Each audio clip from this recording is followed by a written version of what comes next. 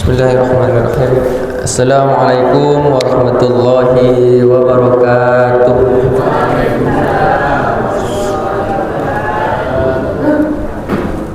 Alhamdulillahirabbil alamin wa bihi nasta'in wa ala umuri dunya waddin.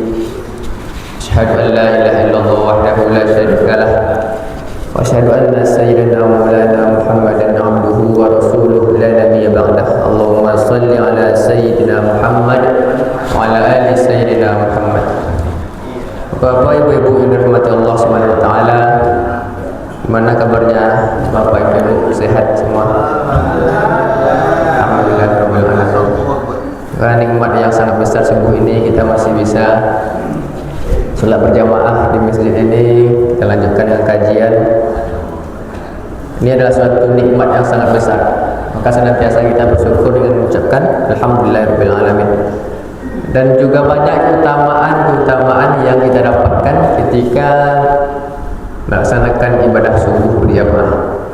Dalam hadis yang ini juga dikutip oleh Imam Al-Ghazali dalam kitabnya Bidayatul Hidayah, bahwa Rasulullah SAW bersabda, "Man shalla subha fi jama'atin fa ka'annama fi zimmatillah."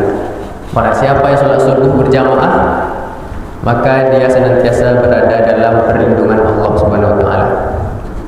Dan juga dalam hadis lain, "Man shalla subha fi jama'atin fa ka'annama shalla laila kullah." Barang siapa yang salat subuh berjamaah, maka dia sudah sama seperti beribadah sepanjang malam. Kalau kita tidak sempat solat malam, tidak sempat bangun sepertiga malam, maka paling tidak kita beribadah subuh berjamaah itu sudah cukup pahalanya, sama seperti qiyamul lail sepanjang malam. Tentu akan lebih baik kalau kita sanggup tahajud juga diisi dengan tahajud. Paling tidak subuh itu jangan pernah tinggal berjamaah. Salam berikan salam kita kirimkan kepada baginda Nabi Muhammad sallallahu alaihi wasallam dengan ucapan Allahumma shalli ala sayyidina Muhammad wa ala ali sayyidina Muhammad. Pengurus Masjid Al-Huda yang kami hormati, pengurus masjid yang tergabung dalam majelis ta'lim Fastabiqul Khairat, belum datang nampaknya, dari Masjid Al-Ikhlas, Al-Mu'awanah, Istiqomah, Antecer Bendar Mutakin.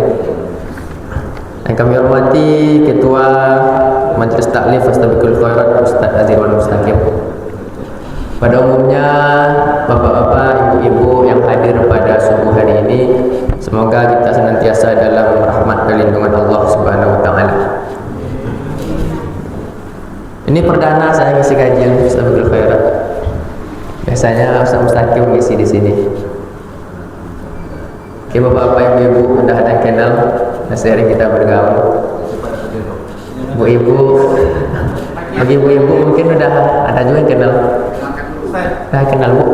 Iya Bang.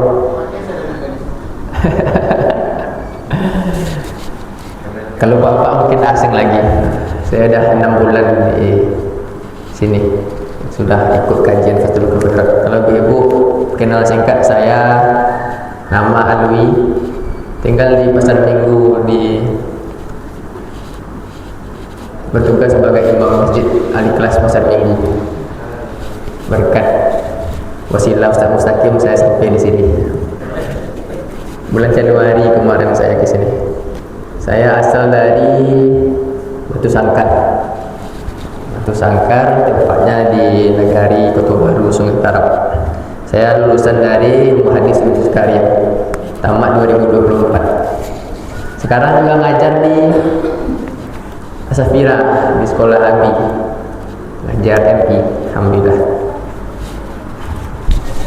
Masih jomblo. Nanti kalau ada yang nanya apa statusnya, saya masih sendiri. Nah, itulah perkenalan singkat. Jadi sebetulnya yang isi itu Ustaz Mustaqim, cuma karena kitabnya kemarin dah tamat, kitab Arba'in An-Nawawi, 42 hadis sudah selesai dibacakan. Lanjut kepada kitab Riyadhus Shalihin. Kemarin Ustaz Mustaqim isi Darul Mutakin sudah membuka kitab Riyadhus Shalihin. Makanya pada masjid ini seharusnya beliau lagi yang isi, Cuma nak mungkin katanya tiap minggu udah ngisi, makanya silih berganti. Selamat datang Bapak dari Masjid Mawana Istiqomah. Berdua Pak. Ya. Jadi kajian kita pada subuh hari ini yaitu kita mencoba tadabbur surah. Dalam hidup ini ada yang nikmat paling dekat dengan tubuh kita, bahkan sering kita gunakan, tapi itu yang sering kita lupakan. Sering kita gunakan, ada selalu dalam kehidupan kita, setiap detik, setiap menit kita pergunakan, tapi itu yang sering kita lupakan, sehingga jarang kita bersyukur terhadap nikmat itu. Dalam surah Al-Waqiah ayat 58 sampai 74, Allah Subhanahu wa taala mengajak manusia bertafakur, berenung sejenak terhadap nikmat-nikmat Allah yang Allah kasih. Ada 4 nikmat yang Allah singgung pada surah Al-Waqiah ini.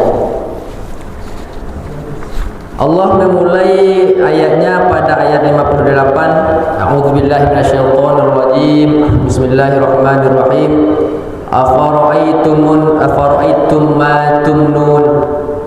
A'antum takhluqunahu am nahnul khaliqun. Allah bertanya kepada manusia, afara'aitum, pernahkah kalian memperhatikan? Allah bertanya, pernahkah kalian memperhatikan? Karena Allah ada menggunakan alam taro kaifa fa'ala rabbuka bi ashabil fil. Tidakkah kalian memperhatikan bagaimana Allah menghancurkan tentara bergajah? Pada ayat ini Allah menggunakan afara'aitum. Tidakkah kalian memperhatikan ma tumnun? Mohon maaf, ma tumnun artinya itu terhadap apa yang kalian pancarkan. Tumnun berasal dari kata abna yumni, apa yang kalian pancarkan, yaitu mohon maaf, air mani yang kalian pancarkan. Afara'aitum, Allah menggunakan afara'aitum. Allah bukan cuma mengajak kita apakah kalian memperhatikan, tapi apakah kalian pernah berenung, apakah kalian pernah memikirkan terhadap benih yang kalian pancarkan. Nahnu wa antum takhluqunahu am nahnul khaliqun. Apakah kalian yang menciptakannya atau aku yang menciptakan, kata Allah.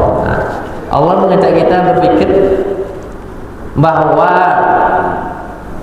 proses penciptaan manusia itu, manusia cuma sampai bagi seorang suami ketika berhubungan mengeluarkan sperma, maka semua kejadian setelah itu, ketika air mani bertemu dengan rahim ovum, maka terbentuklah zigot. Perkembangan janin yang dalam perut seorang ibu itu, semua itu sudah di luar kuasa manusia. Semua itu sudah dalam kekuasaan Allah Subhanahu wa taala. Makanya Allah katakan, "A'antum takhluquna?" Apakah kalian menciptakan? Am nahnul khaliqun, ataukah kami yang menciptakan? Allah mengajak kita untuk berpikir sejenak bahwa manusia ini kita diciptakan oleh Allah Subhanahu wa taala. Ada orang yang, mohon maaf, sudah ada yang lama menikah, bukan maksud menyinggung Bapak Ibu, sudah ada yang lama menikah, seorang suami sehat, seorang istri sehat, tapi belum Allah karuniai seorang anak. Di sini kita yakin bahwa yang menciptakan manusia itu adalah Allah Subhanahu wa taala. Walaupun seorang suami berusaha, istri berusaha untuk mendapatkan keturunan, sudah dilakukan berbagai cara, tapi kalau Allah belum berkehendak, maka tidak bisa terbentuk dia. Inilah pesan Allah Subhanahu wa taala bahwa yang menciptakan janin yang ada dalam tubuh, yang ada dalam rahim seorang ibu itu bukanlah kalian, melainkan aku, kata Allah Subhanahu wa taala.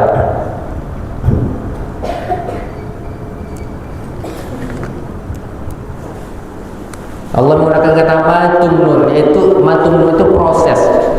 Maka Allah sangat sopan dalam menggunakan kata matumnun. Kenapa tidak menggunakan kata nutfah? Nutfah itu air mani. Kalau nutfah itu zatnya. Tapi matumnun, tidakkah kalian perhatikan terhadap proses kalian dalam mengeluarkan benih, sehingga dari situlah menghasilkan seorang bayi. Ini menjelaskan bahwa Allah Subhanahu wa taala menegaskan bahwa peran manusia itu hanya sampai pada memancarkan benih tersebut. Setelah itu semua prosesnya, mulai dari perkembangan bayi dalam perut sampai dalam hadis ketika janin sudah berumur 40 hari maka ditiupkan ruh.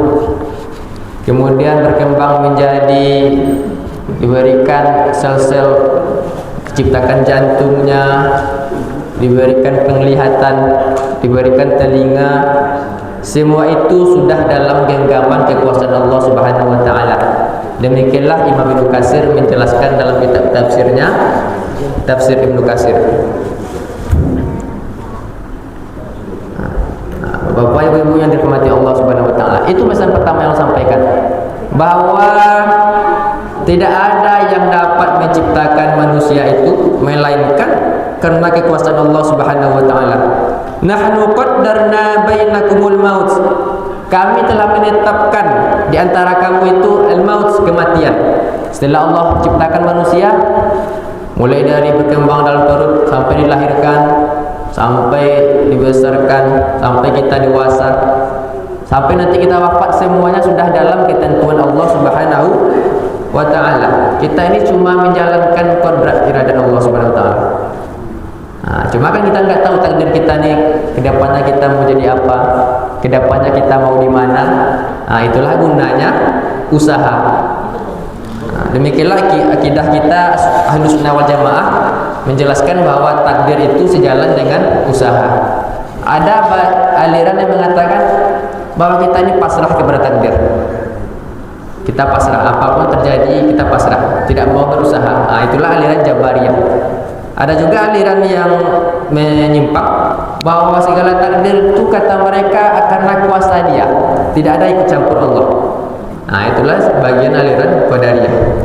Sementara kita Ahlus Sunnah wal Jamaah meyakini bahwa takdir itu sejalan dengan usaha kita. Baik kita lakukan, insya Allah baik hasilnya. Buruk kita lakukan, maka buruk pula hasil yang kita dapatkan. Nahnu qaddarna bainakumul mauta wa ma nahnu bimasbukin. Dan kami telah menetapkan antara kamu kematian, wa ma nahnu bimasbukin, dan kami tidak bisa dikalahkan kata Allah. Ketika takdir itu telah sampai, ketika ketetapan itu telah terjadi, maka kita tidak bisa merubahnya. Kalau kita sudah ditakdirkan orang sukses, Masya Allah kita sukses. Tapi kalau kita ditakdirkan oleh Allah Subhanahu wa taala orang yang sederhana, sekuat apapun kita berusaha, kalau bukan takdir Allah pun dia tidak bisa. Ada seseorang yang ingin menjadi pemimpin, dilakukan berbagai cara, jadi anggota dewan, jadi bupati, jadi kepala daerah. Ketika kampanye melakukan berbagai cara, tapi karena bukan takdirnya menjadi pemimpin pun tidak bisa dia meraih itu. Maka itulah kata Allah, wa ma nahnu bimasbukin. Kalian tidak bisa melewati, mengalahkan takdir yang telah aku tetapkan kata Allah Subhanahu wa taala. Ala an nubaddil amsalakum wa nunsyi'akum fi ma la ta'lamun. Supaya kami mempersilih gantikan, kami mengganti orang-orang yang semisal kamu. Wa nunsyi'akum fi ma la ta'lamun. Nah, kami akan bangkitkan sementara kalian tidak mengetahui. Allah akan mempersilih gantikan suatu kaum. Buktinya dulu zaman Nabi Soleh ada kaum Samud, semua Allah musnahkan, maka diganti dengan kaum yang baru. Ada dulu kaum Ad, kaum Nabi Hud, dimusnahkan diganti dengan kaum yang baru. Ada kaum Nabi Lut, kaum yang durhaka, melakukan penyimpangan, homo, Allah musnahkan. Allah gantikan dengan kaum yang baru. Walaupun kaum Nabi Lut itu sekarang tidak ada, tapi sifatnya pun sampai sekarang ada. Maka sekarang kita banyak melihat berita LGBT sudah banyak berkembang. Karena apa? Karena kata Allah, wa tilkal ayyamu nudawiluha bainan nas, dan begitulah kami mempersilihkan hari, kata Allah, supaya kita mengambil pelajaran. Mungkin orangnya sudah musnah, kaumnya tidak ada, tapi sifat itu pasti turun. LGBT kita sekarang itu adalah suatu ujiannya sangat besar. Kenapa LGBT itu tidak bisa dihukum, tidak bisa ditangkap di negara kita?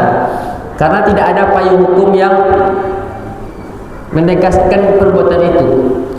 Ditangkap LGBT, ya paling dinasihati, nanti dilepaskan lagi. Karena tidak ada hukuman, payung hukumnya, tidak ada undang-undangnya. Nah, makanya anggota dewan kita pun tidak berani menetapkan hukum larangan LGBT itu, karena mungkin kuat backingannya di belakang, makanya tidak berani mereka. Nah, makanya kita berharap waktu pemilihan itu kita pilihlah pemimpin yang betul-betul amanah, sehingga bisa mereka membuat undang-undang larang LGBT ini. Kalau misalnya LGBT ini dilarang di Indonesia karena penyakit yang sangat berbahaya. Kata Rasulullah SAW, ketika LGBT itu dilakukan homo, maka bunuhlah yang melakukan dan yang menjadi korbannya, karena sama-sama merusak. Kalau pelakunya sudah pasti rusak, yang korbannya pun kalau dia sudah jadi korban, nanti tentu dia akan menjadi pelaku. Terasa enaknya bagi dia, dia pula nanti akan melakukan. Akan dia penyakit menular. Nah, begitulah kata Allah, ala an nubaddila amsalakum, dan begitulah kami mempergantikan suatu kaum, wa nunsiakum, dan kami akan membangkitkan kembali fi ma la ta'lamun, tapi masih banyak di antara kalian yang tidak mengetahui itu. Masih banyak yang tidak mau mengambil pelajaran dari peristiwa-peristiwa yang Allah sebutkan tadi. Walaqad alimtumun nas'atal ula falaula tazakkarun, dan sungguh kalian telah mengetahui penciptaan pertama. Maksudnya kita telah mengetahui bahwa kita ini berasal dari yang tidak ada. Sebelum kita ada kejadian kita Bapak Ibu kan kita belum ada lagi. Tapi karena kuasa Allah itu bisa terjadi. Falaula tazakkarun, maka apa yang membuat kita tidak yakin nanti ketika hari kiamat kita akan dibangkitkan kembali? Menciptakan dari suatu yang belum ada ke ada pun Allah bisa, apalagi membangkitkan yang sudah ada. Kita sudah ada nih, kemudian datang waktu kita wafat dikuburkan, nanti akan datang nanti masanya lagi kita akan dibangkitkan. Tentu itu lebih mudah bagi Allah. Nah, maka sangat sedikit yang mengambil pelajaran dari itu, kata Allah Subhanahu wa taala. Nah, di ayat ini bercerita tentang surah Al-Waqiah ini. Sebelum ayat 58 ini Allah menjelaskan tentang hari kiamat, balasan bagi orang yang beramal soleh, balasan bagi orang yang berbuat dosa. Nah, maka ketika Allah sampaikan afara'aitum, apakah kalian memperhatikan bagaimana benih itu dipancarkan, kalian diciptakan, gunanya untuk apa? Supaya kita semakin kuat tauhid kita kepada Allah, semakin yakin kita kepada adanya hari pembalasan, hari kebangkitan. Itu yang pertama. Yang pertama, Allah mengajak kita berpikir tentang penciptaan manusia. Yang kedua, afara'aitum ma tahrusun. Afara'aitum, tidakkah kalian memperhatikan, tidakkah kalian merenungi ma tahrusun? Imam Ibnu Katsir dalam kitabnya, dan juga Imam At-Tabrani dalam kitabnya At-Tabari dalam kitabnya Jami'ul Bayan, tahrusun ini adalah usaha manusia dalam menggarap tanah, kemudian dia tanam benih, tumbuhlah tanaman. Apakah kalian tidak memperhatikan bagaimana tanaman yang kalian tanam? Antum tazra'unahu am nahnu zari'un? Apakah kalian yang menumbuhkannya atau kami yang menumbuhkan, kata Allah? Allah mengajak kita berpikir, berenung. Tanaman yang kita tanam itu apakah kita yang menumbuhkan atau Allah Subhanahu wa taala? Tugas manusia cuma pergi ke ladang, digarap tanah, dicarikan benih yang bagus, ditanam, dirawat, dipupuk. Apakah nanti dia tumbuh? Apakah dia nanti besar? Apakah dia akan menghasilkan buah? Itu semua dalam kekuasaan Allah Subhanahu wa taala. Bapak-bapak, ibu-ibu yang dirahmati Allah Subhanahu wa taala. Buktinya apa? Kalau kami di Sumbar mungkin banyak bertanam padi, kalau di sini sawit mungkin. Kita membajak sawah, kita carikan benih yang bagus, ditanam padi. Ketika sudah ditanam, datang siput sebagai hama. Jadi padi yang ditanam itu ada yang tumbuh, ada yang habis dimakan siput. Itu sudah menandakan bahwa kita tidak punya kuasa terhadap tumbuhan itu, bahwa Allah lah yang menumbuhkannya. Tanam sawit, sawit semua bibitnya sama, tapi ada yang tumbuh, ada yang tidak. Oke lah, semua sudah besar nih, padi sudah besar, mau berbuah, datang angin yang melanda. Ketika angin ribut, roboh semua padi sehingga gagal panen. Itu sudah menandakan bahwa kita tidak memiliki kuasa terhadap apa yang kita tanam. Allah mengajak kita ketika kita sudah mau berendung, maka hendaknya kita bersyukur terhadap nikmat yang Allah kasih. Walaupun tumbuhan di sini maksudnya adalah semua tumbuhan yang Allah tumbuhkan, baik yang bisa dimakan maupun yang tidak, tapi maknanya yaitu bagaimana ketika kita memakan tumbuhan itu yang bisa kita nikmati, padi, hasil sayur-sayuran, ketika kita makan itu kita ingat, kalau bukan karena kuasa Allah mungkin saya tidak bisa makan ini. Dan juga Allah mengajarkan melalui Rasulullah SAW dalam hadis, man lam yaskurin nas lam yaskurillah. Barang siapa yang tidak bersyukur kepada manusia, maka dia tidak akan pernah bersyukur kepada Allah. Bapak-bapak, ibu-ibu yang dirahmati Allah Subhanahu wa taala, kita hidup di dunia ini kalau bukan karena manusia pun kita tidak bisa hidup. Padi yang kita makan kan tidak bisa kita tanam sendiri, Pak. Kalau nggak ada yang tanamnya mungkin kita tidak bisa makan. Oke lah, ada yang tanamnya.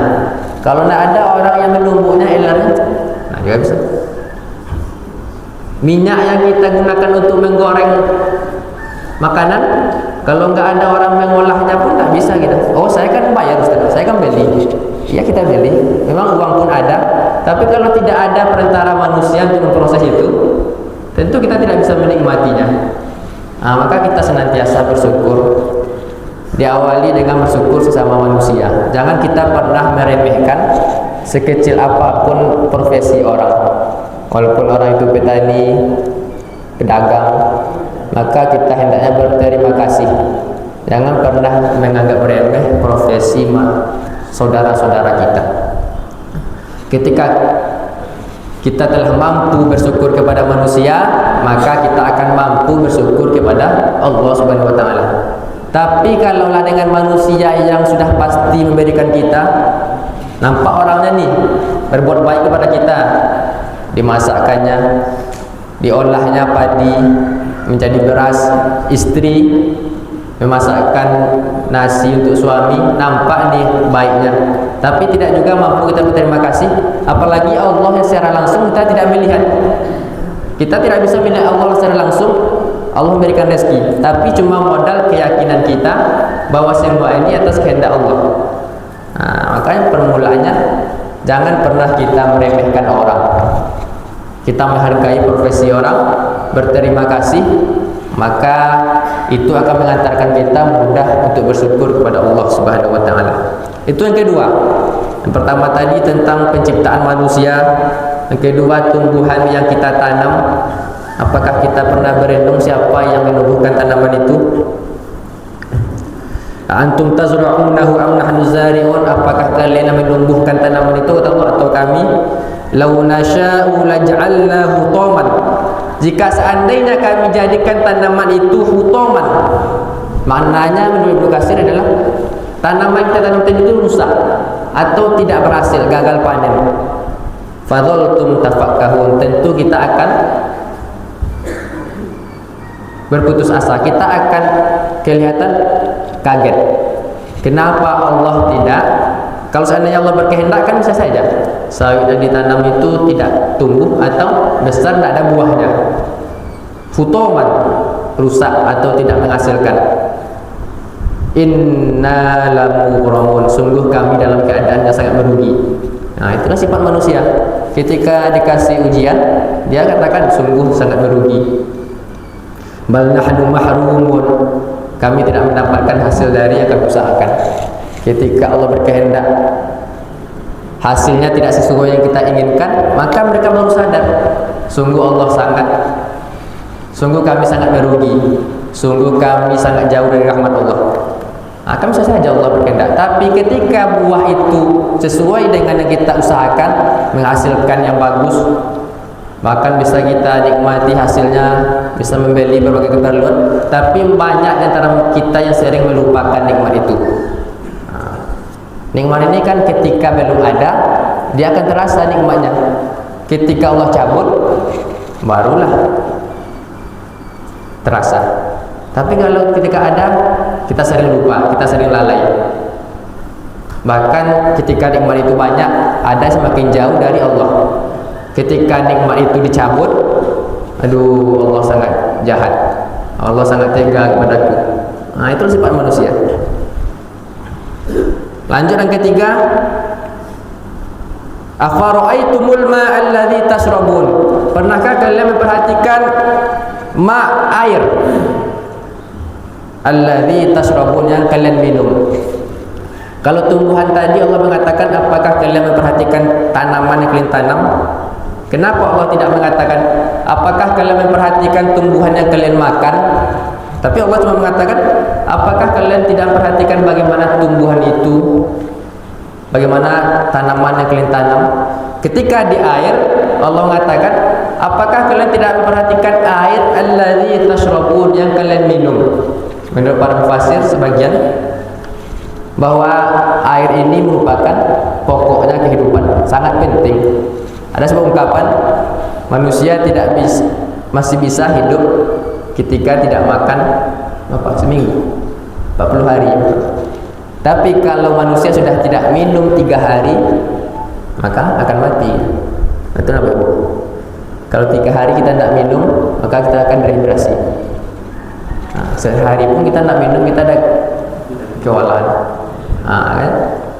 Afara'aitumul ma'a alladzi tashrabun, apakah kalian tidak merenungi bagaimana air yang kalian minum? Antum anzaltumuhu minal muzni, apakah kalian menurunkannya dari awan?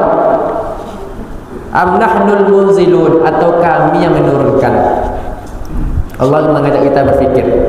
Antum anzaltumuhu minal muzni, apakah kalian menurunkan hujan? Minal muzni, muzni ini adalah awan yang mengandung air. Kenapa Allah tidak menggunakan minas sama dari langit? Tapi apakah kalian yang menurunkan hujan dari awan yang mengandung air? Kalau kita baca siklus hujan itu apa Ibu? Air danau, air dari tanah, dari tumbuhan. Ketika terjadi panas menguap ke atas, pas di awan berkumpul terjadilah mendung. Ketika mendung itu apakah kita mampu menurunkan hujan atau Allah yang menurunkan? Tentu atas kuasa Allah Subhanahu wa taala. Manusia cuma bisa meminta, ya Allah turunkan hujan. Ada bahkan bertahun berbulan-bulan tidak hujan sampai kering. Dilakukanlah berbagai cara, didatangkanlah pawang hujan, bagaimana hujan turun. Itu mungkin kalau berdoa kita bisa, tapi menjadikan orang sebagai akibat hujan itu turun atau tidak, itu sudah termasuk kepada meyakini ada kekuasaan selain Allah. Itu hampir kita termasuk orang yang syirik, karena kita tidak bisa menurunkan hujan. Atau anak kita pesta, kita tidak mau hujan hari ini karena nanti kalau pesta hujan itu tamu tak ada yang datang. Siapalah bahwa hujan yang bisa menolak hujan ini? Kalau kita cuma berdoa, ya Allah tahanlah hujan supaya acara kami lancar, itu mungkin boleh kita berdoa. Tapi kalau sudah dilakukan berbagai cara untuk menolak hujan, ini bahaya. Berarti kita tidak meyakini ayat bahwa Allah lah yang menurunkan hujan itu. Kita tidak ada daya dan upaya untuk menolaknya ataupun mendatangkannya. Kita di Indonesia ini termasuk sangat beruntung Bapak Ibu. Kita cuaca kita, musim kita berimbang, musim kemarau, musim hujan. Jadi kita pun mendapatkan air tidak sulit. Ada sebagian daerah tuh mungkin untuk minum pun mereka menunggu hujan, karena tidak adanya resapan air, tidak ada sumur, tidak ada sungai. Ketika hujan turun baru terasa nikmatnya hujan itu. Dan juga bagaimana dengan saudara kita yang memiliki tanaman lahan padi yang mereka tidak ada aliran air irigasi, mereka cuma mengharapkan hujan itu untuk mengairi tanaman, mereka baru terasa betapa nikmatnya hujan itu. Kalau kita mungkin enak, kalau kita mau minum tinggal pergi ke tempat galon, isi galon, minum. Kalau mau mandi tinggal putar keran, hidup. Tapi ada saudara kita yang memang kebetulan sulit mendapatkan air. Ketika hujan itu turun terasa nikmatnya. Makanya kata Rasulullah, salah satu waktu yang mustajab untuk berdoa itu ketika hujan turun, karena begitulah mereka merasakan nikmat hujan itu yang mereka tunggu. Hujan turun, mereka keluar memperbanyak doa. Makanya jangan marilah kita senantiasa mensyukuri nikmat air yang kita minum. Kalau bukan karena Allah yang menurunkan pun kita tidak akan bisa meminumnya. Begitulah siklus hujan. Dari danau menguap, diturunkan lagi, turun hujan mengairi tumbuhan, dari hujan pun meresap ke tanah menjadi air mata air, dari hujan pun mengalir ke sungai, mengalir ke danau, kembali lagi ke laut, nanti menguap lagi ke atas. Begitulah siklus hujan. Apakah bisa kita melakukan itu? Tentu tidak. Semua atas kehendak Allah Subhanahu wa ta'ala. Ini yang ketiga. Fara'aitumul ma'a alladhi tasrabun, apakah kalian perhatikan air yang kalian minum? Antum anzaltumuhu minal muzni am nahnul muzilun, apakah kalian menurunkan hujan dari awan itu ataukah kami? Lau nasya'u ja'alnahu ujajan, jikalau kami berkehendak kata Allah maka akan kami jadikan dia ujajan. Menurut para ahli tafsir, ujajan itu asin.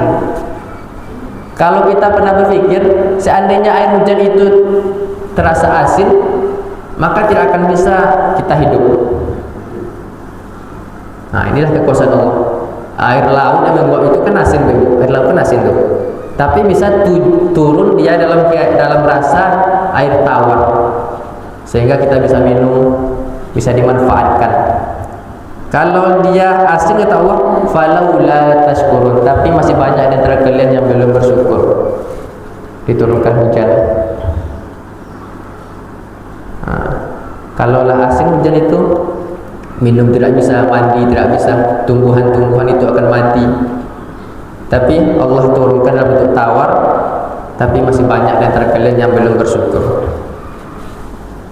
Yang terakhir, yang keempat, afara'aitumun narul lati turun, tidakkah kalian pernah memperhatikan bagaimana api allati turun yang kalian nyalakan?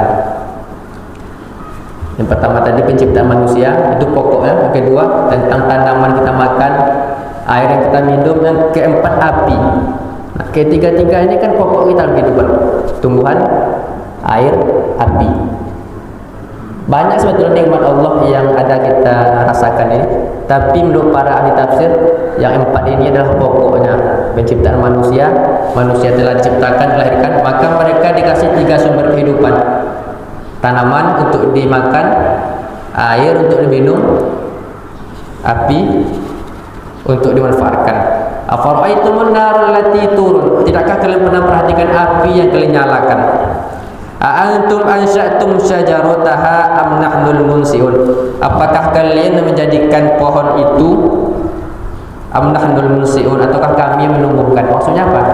Dulu orang Arab ketika menghidupkan api sebelum ada gas, mereka menggunakan pohon, ada namanya pohon al-marah dan al-araf itu, Bapak-Ibu, digesekkan pohon itu maka timbullah api.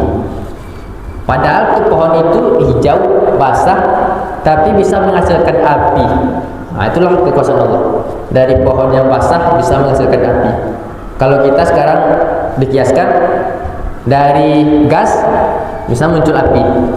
Dari minyak bumi, minyak tanah, dari batu bara bisa menghasilkan api. Maka Allah mengajak kita berpikir, apakah kalian yang menghidupkan api itu atau kami, kata Allah. Apakah kalian yang menjadikan gas itu? Apakah kalian yang menjadikan batu bara itu atau kami yang menciptakan, kata Allah.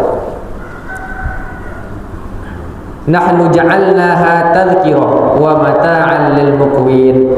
Dan kami menjadikan api tadi tazkirah, sebagai pelajaran. Artinya apa? Api yang kita lihat di bumi, di dunia ini, ketika kita melihat api, maka kita takut bermaksiat. Kenapa? Ini baru api dunia. Nanti akan ada masanya seseorang disiksa dengan api neraka yang panasnya pun tidak bisa dibandingkan dengan api dunia. Tazkirah, sebagai pelajaran, wa mata'an lil muqwin. Menurut tafsir artinya adalah bagi musafir, atau secara umum maknanya api itu berguna bagi kehidupan manusia. Tanpa api pun kita tidak bisa hidup. Sekarang sudah menjadi energi listrik, api dan energi. Kalau nggak ada api kita tidak bisa masak. Kalau nggak ada api nggak bisa kita merokok. Bapak-bapak kan, kalau nggak ada api mana merokok? Nah, dari hal kecil pun sebetulnya kalau kita mampu berenung, kita akan merasakan betapa besarnya nikmat Allah Subhanahu wa taala. Maka terakhir Allah sampaikan, fasabbih bismi rabbikal azim. Ketika semua itu telah kita renungi, bagaimana kita diciptakan oleh Allah Subhanahu wa taala, bagaimana makanan kita makan, bagaimana minuman air yang kita nikmati, bagaimana api yang kita nyalakan, maka terakhir Allah sampaikan, fasabbih bismi rabbika. Fasabbih bismi rabbikal azim. Maka pujilah Tuhanmu yang maha agung, bertasbihlah. Ketika hati seseorang telah meyakini bahwa tidak ada yang berkuasa di atas dunia ini melainkan Allah Subhanahu wa taala, ketika empat tadi mampu dia renungi, maka akan menghasilkan tauhid yang kuat. Semakin kuat keyakinan kita kepada Allah. Ketika tauhid telah kuat, maka akan semakin tinggi rasa syukur kita kepada Allah Subhanahu wa taala. Dan ketika syukur telah tinggi, maka akan menjadikan kita hamba yang ringan dalam beribadah. Maka terakhir Allah sampaikan, fasabbih bismi rabbikal azim. Senantiasa kita menggunakan lisan itu untuk bertasbih, berzikir. Kata Rasulullah, tasbih itu lisan dalam ringan diucapkan. Kalimatani habibatani ila rahman, dua buah kalimat yang ringan, yang dicintai oleh Allah Subhanahu wa taala. Khafifatani ala lisan, mudah ringan diucapkan. Wasakillatani fil mizan, berat ketika ditimbang. Subhanallah wa bihamdi, subhanallahil azim. Dua kalimat itu adalah subhanallah wa bihamdi, subhanallahil azim. Dia memang ringan, tapi proses untuk membiasakan itu sangat berat. Kita harus meyakini, merenungi ciptaan Allah Subhanahu wa taala. Kita kokohkan tauhid kita. Senantiasa kita menjadi abdan syakur, hamba yang bersyukur. Senantiasa kita menghiasi diri dengan beribadah kepada Allah, maka barulah kita menjadikan hamba yang selalu bertasbih memuji Allah Subhanahu wa taala. Mungkin inilah materi singkat kita pada subuh hari ini, Bapak Ibu. Kalau ada pertanyaan boleh terkait penjelasan yang kami sampaikan tadi, atau ada tambahan boleh juga dari Ustaz Nasri, Ustaz Mustaqim, kalau mau menambahkan, atau ada yang kurang kami sampaikan. Kami bukan bermaksud mengajari, tapi saling berbagi informasi. Kita saling watawasau bil haq watawasau bis sabr. Ada dari Bapak Ibu yang perlu ditanyakan?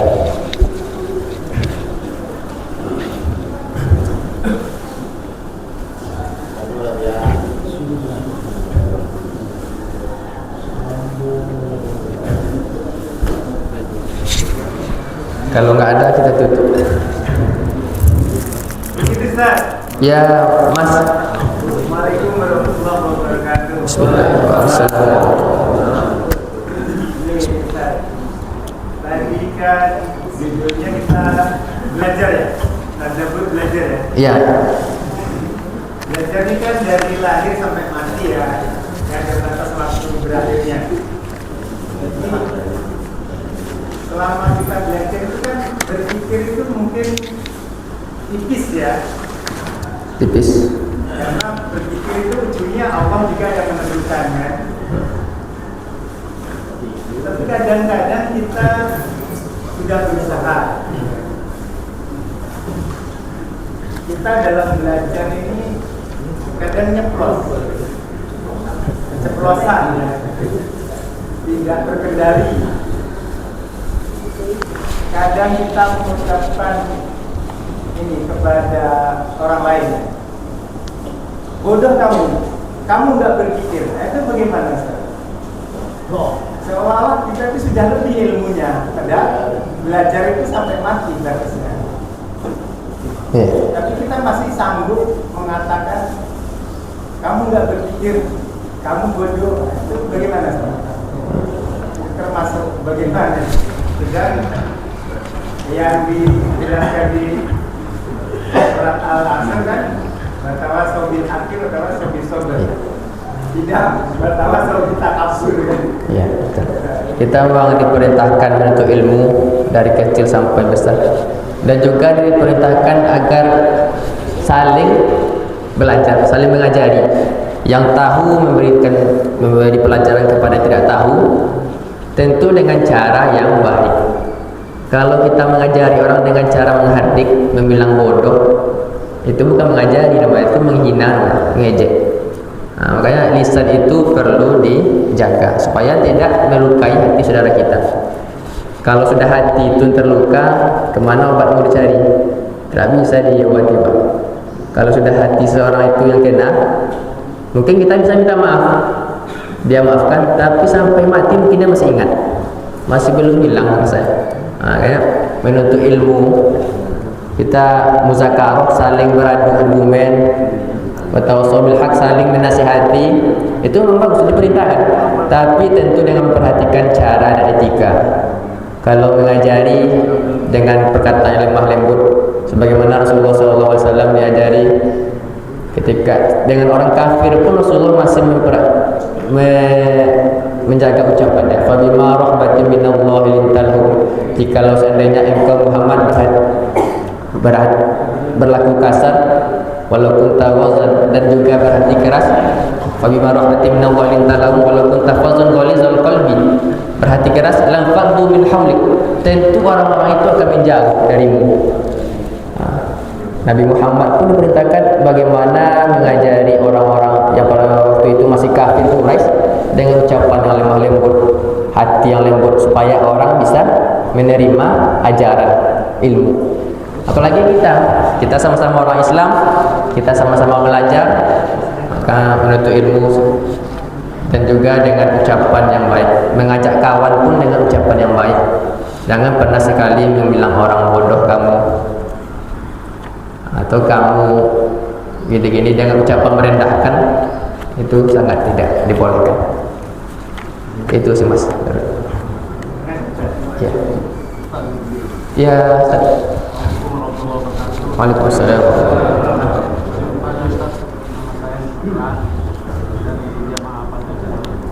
Yang ingin saya pertanyakan pertama, terkait perbedaan antara nikmat dan rezeki. Lalu yang kedua, seperti dari surah Ar-Rahman ya, pasal bismi rabbikal azim, maka bertasbihlah mengingat Allah Subhanahu wa taala. Bagaimana pandangan Ustaz terkait orang yang tidak seakidah dengan kita, lalu secara kasat mata kita melihat dia berlimpah rezeki. Nah, rezeki entah nikmat itu, mungkin itu Ustaz. Pertama, apa perbedaan nikmat dan rezeki? Nikmat tentu berasal dari kata ni'amat. aman yaitu karunia atau pemberian Allah Subhanahu wa taala. Dia penggunaan mungkin tipis. Kita diberikan oleh Allah nikmat penglihatan, kita diberikan oleh Allah rezeki penglihatan. Kalau dalam penggunaan kita sehari-hari mungkin sama, Pak. Sama-sama nikmat. Yang bedakannya itu kalau rezeki itu prosesnya Allah memberikan kita. Usaha apa? Proses Allah memberikan kita berbentuk nikmat. Nikmat itu adalah zatnya. Berbentuk penglihatan, nilai nikmat. Lisan, Allah berikan kita nikmat. Rezekinya itu Allah yarzuk, Allah memberikan rezeki. Allah sebagai zat yang memberikan rezeki, prosesnya. Ketika nikmat itu diberikan, yang Allah minta kepada kita, pergunakanlah nikmat itu untuk sesuai dengan ketentuan Allah. Ketika dikasih lisan, maka pergunakan untuk berbilang yang baik, berzikir, baca Quran. Ketika Allah kasih mata, gunakanlah mata itu dengan melihat yang baik. Nah, itu baru dikatakan bersyukur terhadap nikmat. Tapi kalau nikmat digunakan ke dalam hal yang tidak Allah perintahkan, maka itu sudah dikatakan kufur. Dan bagaimana dengan orang yang secara hidup dunia mungkin dia jauh dari Allah Subhanahu wa taala, tidak beribadah, atau bahkan orang kafir pun banyak hidupnya yang senang, bahagia, tapi dia diberikan rezeki yang melimpah. Allah memiliki sifat Ar-Rahman Ar-Rahim. Ar-Rahman Maha Pengasih, Ar-Rahim Maha Penyayang. Ar-Rahman inilah semua makhluk yang ada di bumi ini merasakan Ar-Rahman Allah. Semuanya, manusia, tumbuhan, binatang, semua mendapatkan rahman Allah. Manusia yang mau beriman, yang mau kafir mendapatkan rahman Allah. Dikasih, Allah memberikan sifat sayangnya. Bentuk sayang Allah itu diberikan dia oksigen untuk bernapas walaupun dia tidak beriman. Diberikan dia air, api, tumbuh-tumbuhan, tapi mereka masih mendapatkan. Dan juga ada perbedaan mungkin. Yang kafir lebih nikmatnya secara zahir ini kita lihat, dia lebih nikmatnya. Dari segi harta dia lebih banyak. Dari segi jabatan dia tinggi daripada orang beriman. Kita sebagai orang beriman, kita melihat itu dengan pandangan iman. Jangan menjadikan itu kita menghukumi Allah tidak adil. Dalam ayat lain, hadis lain katakan bahwa boleh jadi orang yang jauh dari Allah itu diberikan nikmat lebih, itu istidraj. Allah berikan dia nikmat yang berlimpah padahal dia tidak beribadah. Dengan nikmat berlimpah itu dia makin jauh dari Allah. Sebetulnya Allah bukan sayang pada dia, tapi menjadikan dia semakin larut dalam maksiatnya, semakin jauh dari rahmat Allah, maka nanti hukumannya dia akan mendapatkan siksa di neraka. Dan juga kita orang beriman, walaupun kita diberikan nikmat yang pas-pasan, itu bisa jadi mungkin Allah dengan nikmat itulah engkau akan taat kepadaku. Bisa jadi nanti kalau diberikan kita nikmat yang banyak pun kita akan sama dengan orang yang tadi, lupa kita kepada Allah. Diberikan kita harta yang banyak, diberikan kita pangkat yang lebih, boleh jadi kita lupa, bahkan kita lebih dari orang tadi lagi. Allah tahu kita. Jangan pernah kita mengeluh walaupun nikmat kita berbeda dengan orang. Jadikan kita husnuzon pada Allah, berprasangka baik. Mungkin dengan cara inilah Allah menjadikan aku hamba yang taat. Mungkin itu, Ustaz. Ada lagi, Ustaz?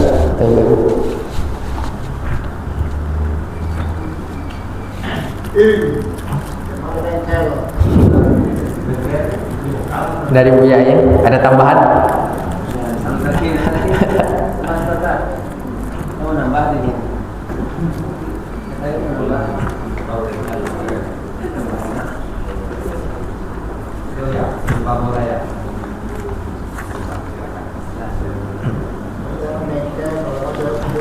Ada itu kita tutup ya. Ibu nggak ada, Bu? Udah paham ya? Udah paham atau memang nggak paham sama sekali? Dia tipis. Dia mungkin karena ada paham, tapi tidak paham sama sekali, sehingga tidak tahu apa yang dipertanyakan. Dari awal mengambang aja lah. Udah paham, Bu? Atau nggak paham? Itu saya tanya dulu ya. Atau saya bertanya? Guntur banyak orang. Rambut putih bisa jadi tempat mana? Ini apa betul? Pakai itu selesai. Jadi tujuan kita tadabbur ini, merenung ini, kata Imam Ar-Razi dalam kitabnya Tanbihul Mafatih Al-Ghaib, beliau mengatakan tadabbur yang benar itu adalah berakhir dengan ibadah, ilmu dan pengagungan kita kepada Allah Subhanahu wa taala, sehingga kita mencapai tujuan yang dikehendaki oleh Al-Qur'an. Kita belajar tadabbur Al-Qur'an itu supaya ilmu bertambah, keyakinan semakin kuat, ibadah semakin taat. Itu tujuan kita. Tapi kalau kita tadabbur, kita tidak mendapatkan itu, maka kita sia-sia, rugi kita betul. Maka semoga dengan penyampaian singkat ini dapat menambah ilmu wawasan kita, dapat kita amalkan dalam kehidupan sehari-hari. Amin ya rabbal alamin. Jikalau ada kata yang salah, kurangnya kami mohon maaf. Yang benar datang dari Allah, yang salah datang dari diri kami sendiri. Sebelum kita tutup, kita berdoa ala kulli yazin ya, untuk segala niat-niat baik, khususnya jamaah Fastabiqul Khairat. Jika ada hajat, semoga Allah mudahkan dan Allah berkah segala urusan. Ala kulli yazin ya. Al-Fatihah. A'udzubillahi minasyaitonir rajim. Bismillahirrahmanirrahim. Alhamdulillahirabbil alamin. Arrahmanir rahim. Maliki yaumiddin. Iyyaka na'budu wa iyyaka nasta'in. Ihdinas mustaqim. Shiratal A'udzubillahi minasyaitonir rajim. Bismillahirrahmanirrahim. Alhamdulillahirabbil alamin wassalatu wassalamu ala asyrafil anbiya'i wal mursalin wa ala alihi wa sahbihi ajma'in. Allahumma inna nas'aluka 'ilman nafi'an wa 'amalan mutaqabbalan wa rizqan halalan thayyiban. Allahumma ahsin 'aqibatana fil umuri kulliha wajirna min khizyid dunya wa 'adzabil akhirah. Allahumma arinal haqqa haqqan warzuqna ittiba'ah wa arinal batila batilan warzuqna ijtinabah. Allahumma ighfir lana dhunubana wa liwalidina warhamhum kama rabbawna shighara wa li jami'il muslimina wal muslimat wal mu'minina wal mu'minat al ahya'i minhum wal amwat. Rabbana atina fid dunya hasanah wa fil akhirati hasanah wa qina adzabannar. Sallallahu ala sayyidina Muhammad wa ala alihi wa sahbihi wasallam. Walhamdulillahi rabbil alamin. Taqabbalallahu minkum inna minkum tilawah. Allahumma waffiq ila aqwamit thariq. Wassalamualaikum warahmatullahi wabarakatuh. Subhanakallahumma wa bihamdika